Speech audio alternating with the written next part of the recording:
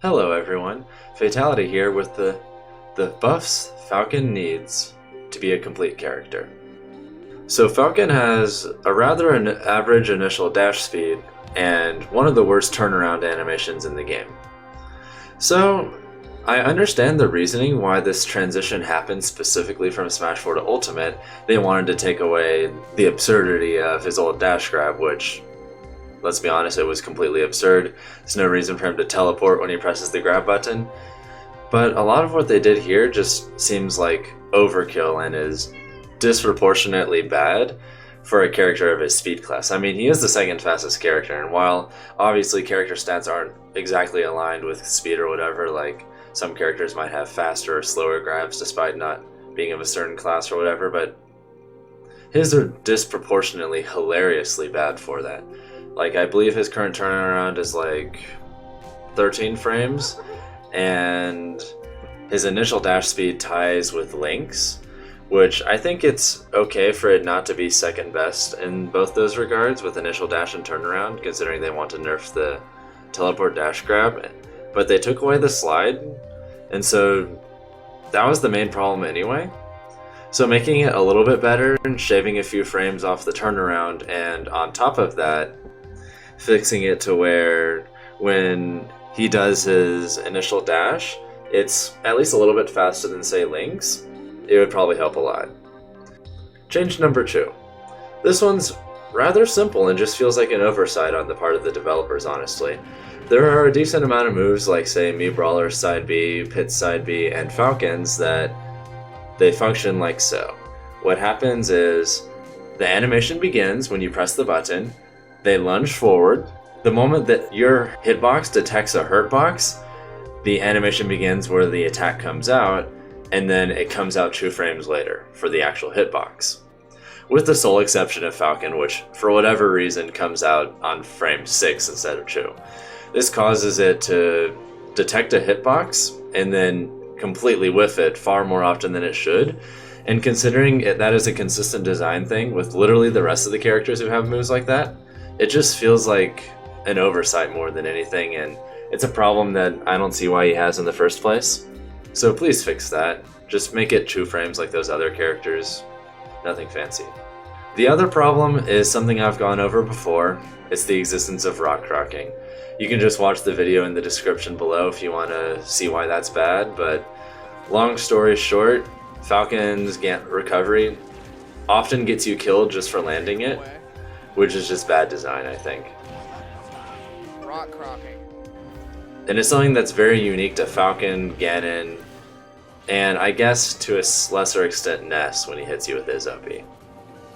But yeah, just minimize ending lag if you hit it, and it's fine.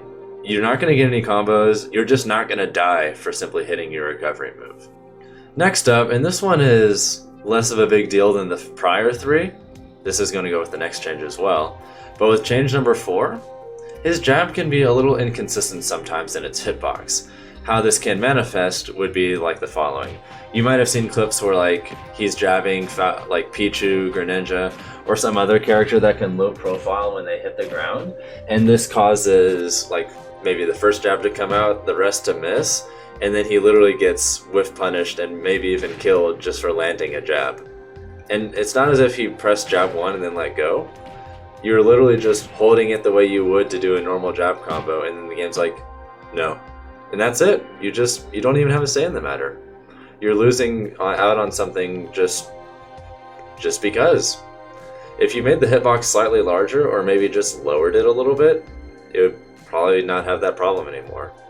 It's a simple thing. Last change is for up tilt.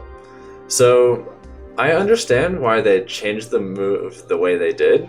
They were probably worried about it being too strong of a combo tool with untechable spikes if it had the old knockback angle it had in Smash 4, which is just straight down. So I imagine the reason they gave it an angle was to help do that, and it also gives it some other uses. Problem is, you don't really have any way of like setting it up on any capacity whatsoever, and it seems like they wanted to redesign it to be an anti-air, which they did by making the hitbox slightly different, I think. And on top of that, they made the leg intangible so that, you know, you'd be able to do that. But there's a problem. So Falcon, when he lifts his leg up, what ends up happening is he also moves his hand with the leg, and his hand is still a hurt box, which means that even though the leg itself is supposed to be intangible, when you're using it to anti-air something, his hand usually gets hit instead, which just pointlessly does that.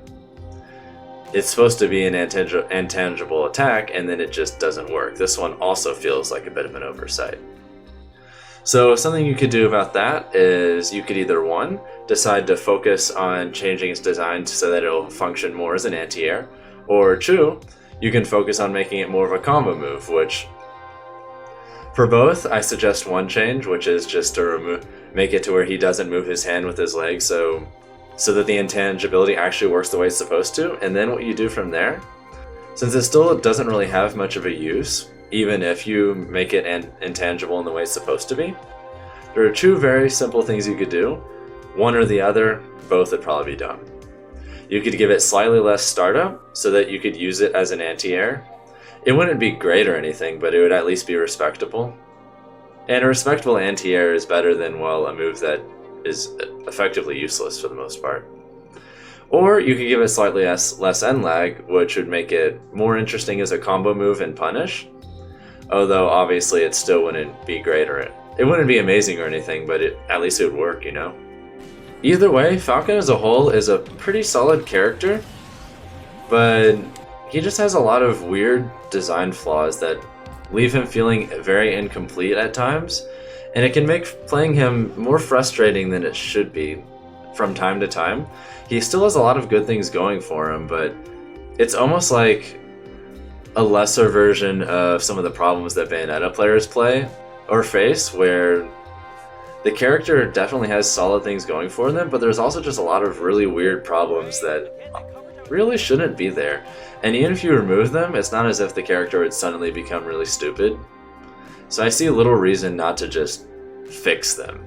Because all of those are just things like that, with the only potential argument being rock cracking, but even that would be an easy thing to fix and would have no real repercussions unless you consider Falcon not dying for landing his recovery move a repercussion, which, I don't know. If you feel that way, you just do. Either way, hope you guys found this video useful to understand why some Falcon players might be feeling frustrated in general recently. And if you found this useful, agreed with it, disagreed, whatever, feel free to say so. Feel free to drop a like and subscribe if you feel like it. Maybe if you're really nice, you can turn on notifications on my videos if you really want to see my often daily uploads.